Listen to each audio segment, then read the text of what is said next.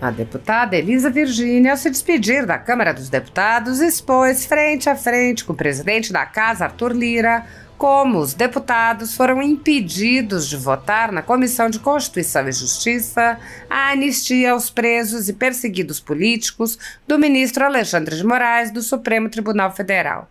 O projeto de lei estava na pauta da CCJ, mas Lira inventou uma comissão especial e mandou todo o trabalho de volta à estaca zero. Elisa Virgínia disse: "Eu me despeço hoje da Câmara Federal com um misto de emoção. Estou feliz por ter contribuído, por estar com a sensação do dever cumprido, porque fiz o meu possível para colaborar com a pauta conservadora do Brasil. E estou com um nozinho na garganta, triste, porque não conseguimos votar ontem a anistia.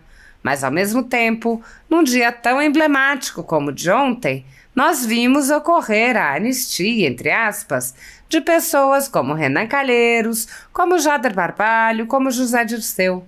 Apesar de seus processos, apesar das provas robustas, apesar das condenações em 3 instâncias, apesar de tudo o que aconteceu, eles foram perdoados, eles foram anistiados." A deputada lamentou: "Nós não pudemos dar anistia ainda aos presos do 8 de janeiro. Minha maior preocupação aqui nesta casa. No meu primeiro dia aqui, fui à frente do STF pedir pelas Déboras, não por Débora exatamente, a mãe de 2 filhos menores, que, diferentemente da esposa de Sérgio Cabral, do Rio de Janeiro, não teve o direito de ser solta, de responder em liberdade, justamente por ter filhos pequenos, mas por todas as outras Déboras, por todos os Clesãos, por todas as pessoas que estão sofrendo, que estão perdendo seus aniversários, aniversários de seus filhos e netos, estão perdendo nascimentos, natais, ano novo." Elisa Virgínia expôs: "Estamos criando neste Brasil, por conta dessas ditaduras judiciais, uma centena de órfãos de pais e mães vivos. Isso me entristece muito, mas eu espero que brevemente nós possamos sanar essa injustiça tremenda. Nós sabemos que já houve várias invasões, várias depredações e as pessoas estão soltas. Os verdadeiros culpados estão soltos." Moraes do Supremo Tribunal Federal, com a colaboração do Exército Brasileiro, sem provas nem indícios de crimes e sem o menor respeito a direitos humanos ou ao devido processo legal. Centenas dessas pessoas passaram meses a fio presas e só foram libertadas com medidas cautelares excessivas e arbitrárias, muito piores do que as que são aplicadas a pessoas condenadas por crimes graves. Milhares de famílias continuam sofrendo com as restrições às suas liberdades e seus patrimônios. Tudo sob o olhar complacente do Senado Federal. Enquanto cidadãos comuns ficam sujeitos a medidas abusivas, autoridades do governo Lula envolvidas nos fatos do dia 8 de janeiro seguem livres, leves e soltas. O general G. Dias, por exemplo, era o ministro do Gabinete de Segurança Institucional, era responsável pela segurança do Palácio do Planalto e foi filmado no interior do palácio interagindo com os invasores. Até o momento, o general G. Dias não foi preso, não teve seu passaporte apreendido, nem suas contas bloqueadas, nem seus bens ou sua renda apreendidos. Essas medidas cautelares são reservadas a conservadores, que podem sofrer qualquer uma ou várias delas, sem qualquer indício de crime, sem direito à defesa, nem acesso ao devido processo legal. Quando aplicadas a conservadores, as medidas cautelares podem perdurar pelo tempo que desejar o senhor ministro que determina sua aplicação, ainda que as pessoas não tenham foro privilegiado e não estejam, portanto, sujeitas à jurisdição das cortes superiores.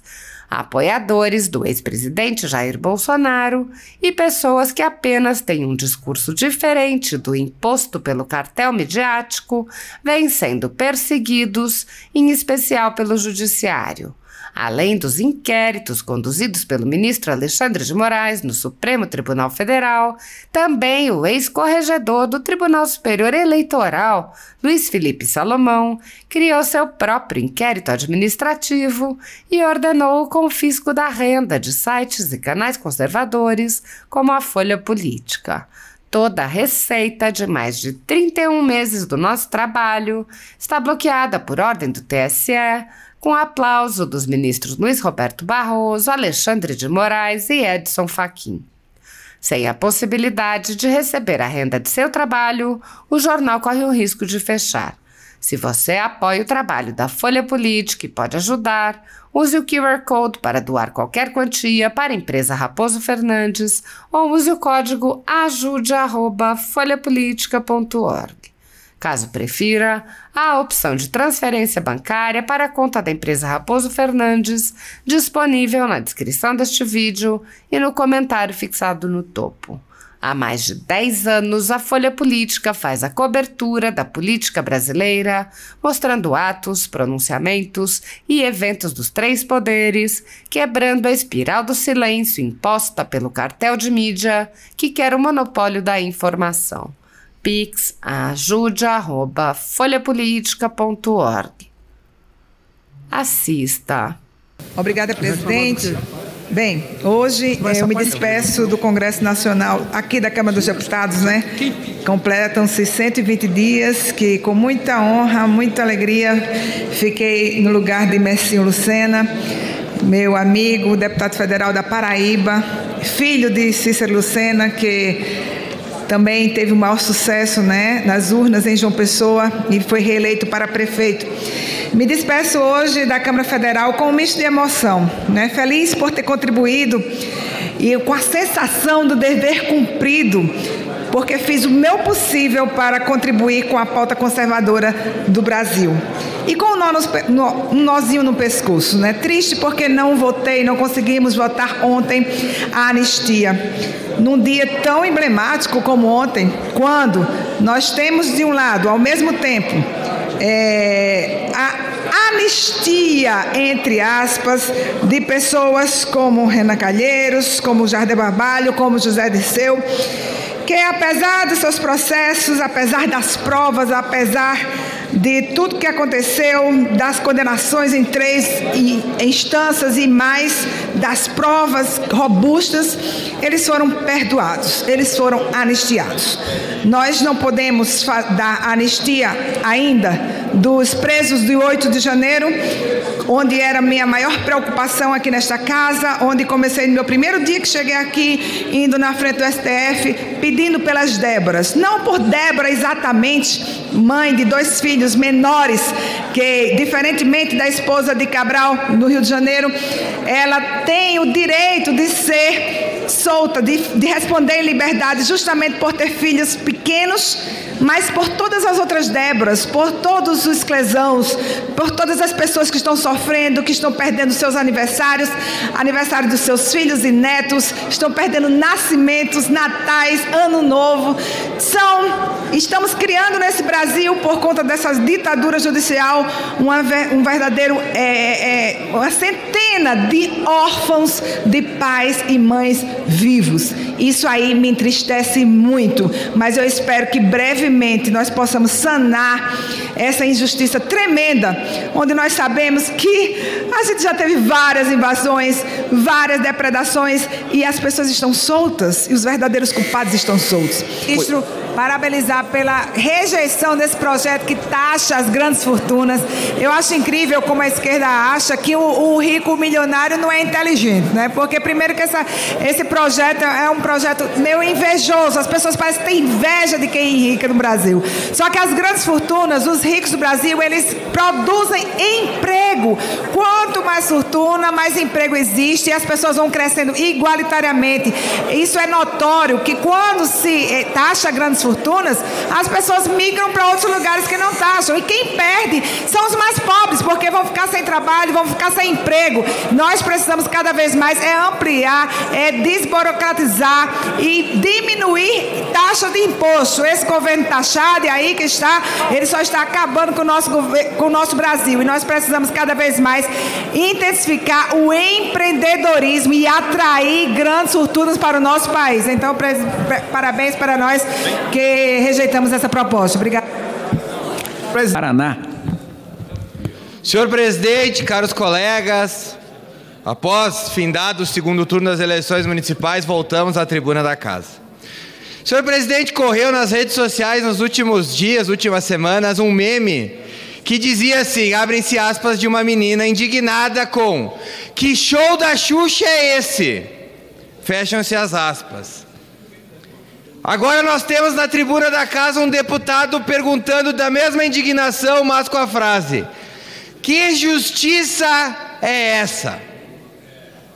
Hoje no Brasil, Gilmar Mendes, o decano do STF, permitiu que o líder do Mensalão e do Petrolão, condenado em 3 instâncias, com robustas provas, por corrupção passiva, lavagem de dinheiro, organização criminosa, José Dirceu, fosse colocado como alguém propício, elegível a estar nessa casa para defender os interesses daqueles que ele colocou a mão no bolso e roubou por tantos anos neste país.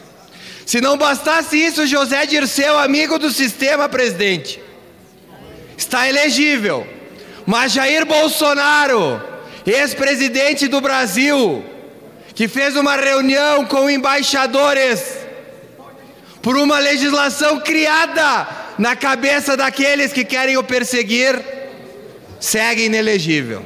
Que justiça é essa? Mas nós podemos ir mais longe. Débora Rodrigues dos Santos, mãe de 2 menores, que por uma infelicidade do destino estava na Praça dos Três Poderes em 8 de janeiro de 23, escreveu uma frase dita por um ministro do Supremo: perdeu Mané com batom, se não me falha a memória, na estátua da Justiça. Este foi o crime dela. Está desde março do ano passado atrás das grades por um crime gravíssimo de ter feito uma peripécia de algum adolescente aqui na Praça dos Três Poderes. Pergunto novamente, presidente, que justiça é essa?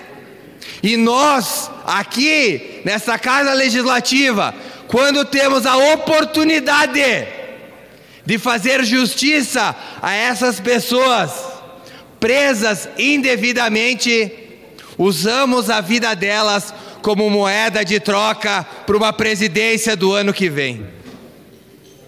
Que políticos são esses que esquecem de uma mãe com 2 menores em casa abandonados para trocar por alguns apoios para ser presidente dessa casa? A honra, a dignidade, a nobreza, que deveriam ser pressupostos de todos os homens públicos, parecem cada vez se afastarem mais dessa casa. Nós hoje, neste horário, estaríamos na CCJ votando para que inocentes fossem para casa cuidar das suas vidas. Mas por acordos do submundo da política que emporcalham essa casa, esse projeto foi enterrado. Eu me sinto envergonhado, presidente, de estar aqui lutando e nadando contra a maré. Mas como diria a Madre Teresa, sem a gota no oceano que nós representamos, o oceano seria menor. Por isso seguimos lutando pelo certo, pelo digno e pelo correto. Porque não é nada mais nobre que sair na rua e ter o reconhecimento das pessoas pelo trabalho que a gente faz. Enquanto uns se vendem por cadeiras e por poder, o meu compromisso é com o povo. Obrigado, presidente.